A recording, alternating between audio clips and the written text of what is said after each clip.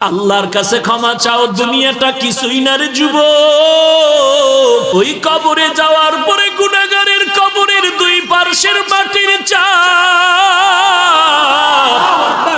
পাথরের হাড় চুরমার হয়ে যাবে। একটা নয়, দুটো নয়, 70 থেকে 99টা সাপের কামড়। কবরের ভিতরে জাহান্নামের আগুন।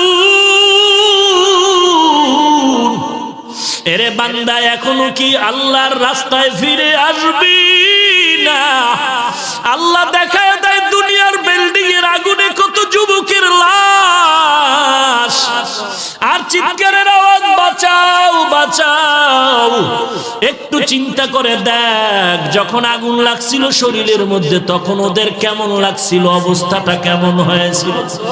ওরা যখন আগুনের মধ্যে সবাই জানালা দিয়া হাত দিয়া কয়, কে আছো, আমাদের বাঁচাও।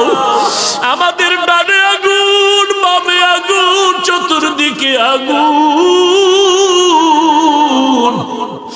এই দুনিয়ার আগুন থেকে হাজার হাজার হাজার তাপের মাত্রার আগুন হবে জাহান্নামের আগুন। এরে যুবক, পায়ে হাত রেখে বলি, পাও দুইটা আগাইয়া দাও। আমি তোর পায়ে ধরে বলি, আর গুনাহ করিস না রে যুবক, আর গুনার পথে যাইও না। নামাজ পড়ো, পর্দা করো, মা বাবার খেদমত করো, আল্লাহ ওয়ালাদের দোয়া নিয়ে চলো।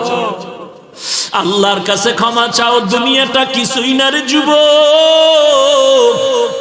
পায়ে হাত রেখে বলি, এই যে বন্যা হয়ে গেল কয়েকদিন আগে, কত মানুষ বন্যায় মরে গেল।